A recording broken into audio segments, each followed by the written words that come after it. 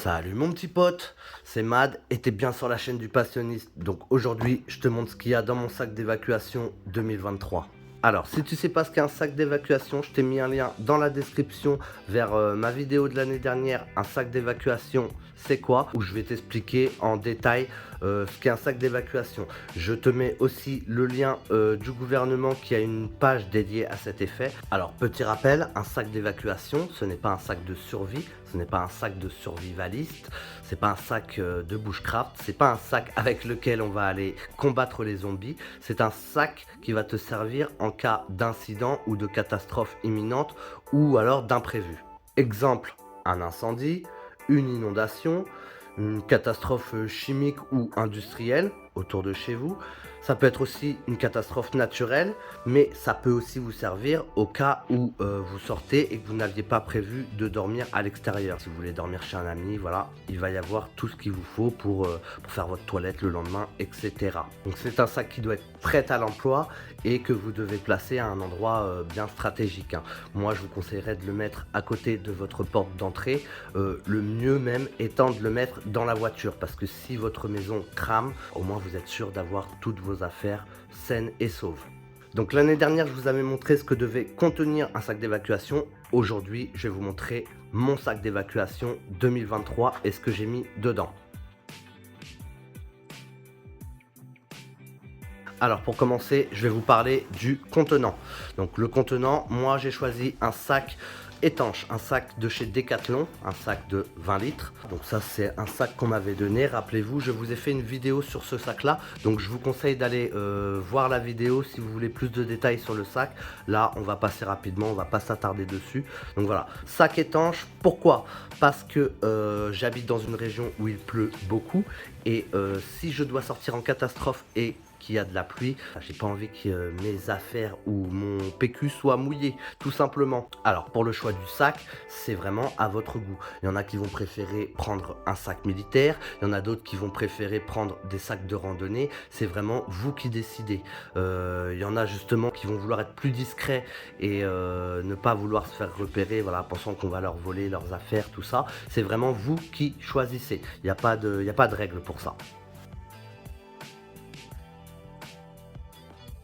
Pour le contenu, j'ai organisé ça en différents modules.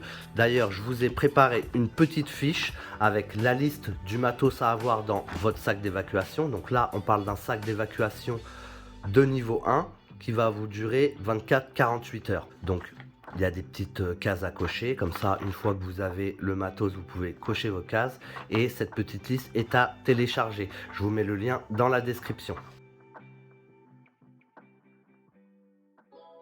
On va commencer par le module administratif. Donc, le module administratif, ce sont des choses que normalement vous avez déjà sur vous. Donc moi, j'ai prévu de prendre ma petite pochette EDC. Donc la pochette EDC, je vous ai fait une vidéo détaillée sur ce que contenait ma pochette EDC. Là, il y a des choses que je vais mettre directement dedans, voilà, qui seront déjà dans ma pochette EDC. Donc je vous conseille d'aller voir la vidéo, je vous la mets dans la description. Alors déjà, il va vous falloir vos papiers d'identité. Donc moi, tout sera dans mon portefeuille normalement. Dans le meilleur des cas, il sera sur moi, avec papier d'identité, carte de groupe sanguin. Dans le pire des cas, vous pouvez aussi faire des photocopies. Voilà, moi je sais que je perds souvent mes affaires, donc je mettrai peut-être des photocopies à l'intérieur. Et mieux encore, il y a un abonné qui m'avait parlé de ça. Donc c'est un document qui s'appelle Doctisia Safe. Donc je pense que je vous ferai une vidéo directement sur ce document-là. Donc c'est un document où vous pourrez marquer toutes vos informations, donc les informations qui se trouvent sur vos papiers d'identité, vos informations médicales, voilà, si vous avez des pathologies, des choses comme ça, votre groupe sanguin, tout ce qui peut aider en cas d'accident ou peu importe. Donc ce document, c'est bien à avoir, même pas qu'en cas d'évacuation, mais c'est bien d'avoir ça sur vous à n'importe quel moment, on ne sait jamais. Donc papier d'identité, carte de groupe sanguin et argent liquide dans mon portefeuille. Ensuite, on va avoir le double des clés de la maison et ou le double des clés de la voiture. Très important. Là, je me suis mis une petite clé USB et une carte SD avec la photocopie de mes papiers importants et la photocopie des photos importantes surtout, parce que si votre maison se met à cramer et que vous perdez toutes vos photos, vous serez dégoûté. Et un bloc-notes avec un crayon pour écrire voilà, des petites choses que vous avez besoin d'écrire. C'est toujours bien d'avoir ça. Donc prévoyez de l'eau dans votre sac d'évacuation, c'est très important. Vous n'êtes pas sans savoir que 3 jours sans eau, c'est critique. Donc sur ma liste d'évacuation, je vous préconise de prendre 3 à 6 litres par personne. C'est vraiment l'idéal, mais pensez toujours au poids de votre sac d'évacuation. 1 litre d'eau, ça vous fera 1 kg en plus. Donc 6 litres, ça vous fera 6 kg à porter en plus. Prévoyez 1 litre, 1,5 litre par jour minimum. Ça sera très très bien. Donc de l'eau dans votre sac d'évacuation, très important. Rappelez-vous, l'année dernière, je vous avais fait une vidéo sur la ration de combat de l'armée française. Donc, vous n'êtes pas obligé de vous prendre une ration de combat de l'armée, mais moi, c'est ce que je compte mettre dans mon sac d'évacuation. Je vais pas vous ouvrir la boîte parce que je vous ai fait une vidéo justement, donc je vous mets le lien aussi dans la description. Donc là, je vous détaille tout, hein. Je vous ouvre la boîte, je vous montre un petit peu ce qu'il y a dedans.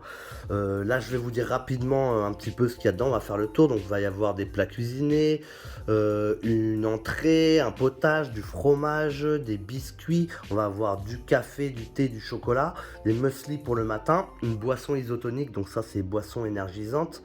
On va avoir tout ce qui est pâte de fruits, barre énergisante, nougat, du chocolat aussi à croquer, de la confiture. Donc vraiment, vous avez vu, c'est assez complet, hein. Ce pourquoi moi j'ai opté pour cette ration, c'est qu'il va y avoir un kit de réchauffage. Donc on mange chaud. C'est vraiment ce pourquoi j'ai choisi cette ration là. C'est compact déjà, il y a plein de choses à l'intérieur. Il va y avoir des allumettes en plus, des mouchoirs. Tout ça pour un poids de 1,75 kg.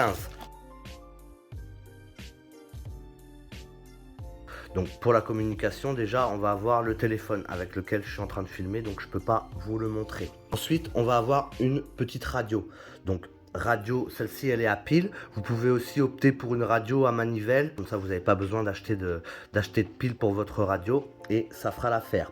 Et la liste des numéros importants, donc ça vous pouvez rajouter une liste de numéros importants dans votre module administratif. Vous avez déjà vos numéros dans le téléphone, mais en plus voilà, s'il arrive un truc avec le téléphone, prévoyez une petite liste en plus à mettre dans votre portefeuille ou dans votre DC. Ensuite, je vais avoir une petite pochette comme ça où j'ai mis des grandes bougies, des bougies chauffe-plat. Donc là, j'en ai 4. Celles-ci, elles durent 8 heures.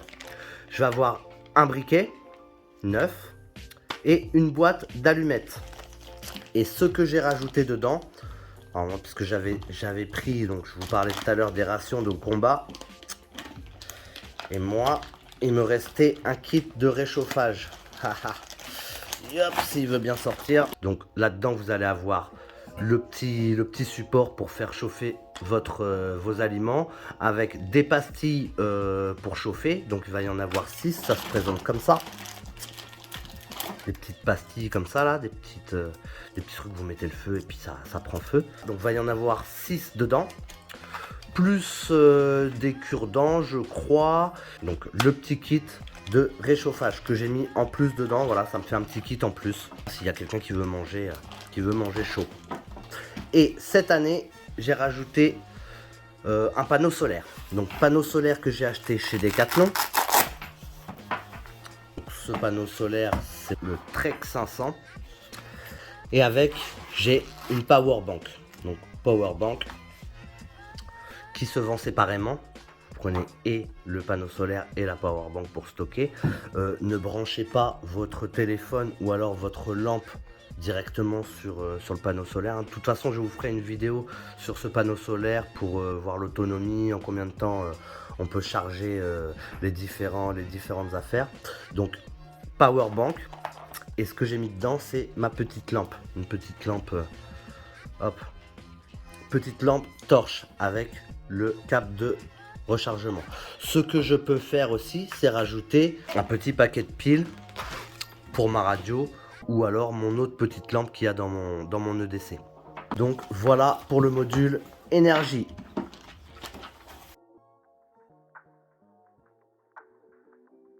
Ensuite, on va avoir le module abri couchage. Alors, moi, j'ai pas de sac de couchage pour l'instant. Je compte en acheter un par la suite, là, mais pour l'instant, je n'en ai pas. Donc, ce que j'ai, c'est une couverture de survie. Ça, c'est vraiment très pratique.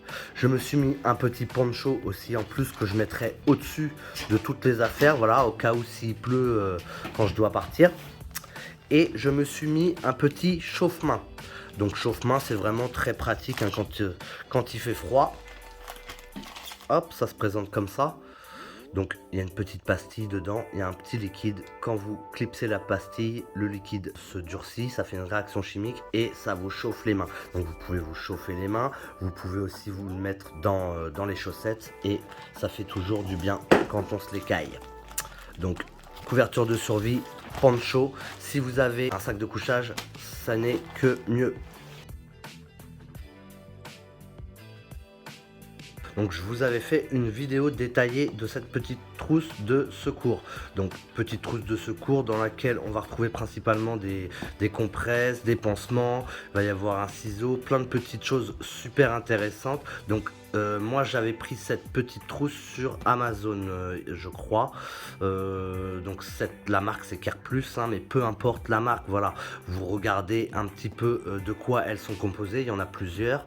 Vous regardez de quoi elles sont composées et vous prenez celle qui vous convient le mieux évidemment. Il n'y a pas de médicaments dans ce genre de trousse, donc n'hésitez pas à rajouter voilà, du paracétamol, des traitements si vous en avez. Si vous avez mal au dos, vous pouvez mettre un petit baume du tigre, voilà, peu importe. Pour les filles aussi, n'oubliez pas de mettre vos protections, ça peut toujours servir. Donc voilà, petite trousse de secours. Et un gilet jaune. Donc le gilet jaune, moi je vais le placer avec mes vêtements, dans le module vêtements, mais je voulais vous le montrer aussi dans le module secours et prévention. Dans le module vêtements, j'ai mis des chaussures de rechange, donc des petites tennis légères, au cas où vous vous retrouvez les pieds mouillés. C'est toujours bien d'avoir des chaussures de rechange. Et dans un sac, je me suis mis des sous-vêtements, donc chaussettes, caleçons, un t-shirt. J'ai mis mon gilet jaune dont je vous parlais tout à l'heure et une petite serviette. Ensuite, on a le module hygiène, donc prévoyez du papier hygiénique. Moi, là, je l'ai mis dans un sac plastique, histoire que je ne le retrouve pas complètement mouillé, toujours au cas où il pleut.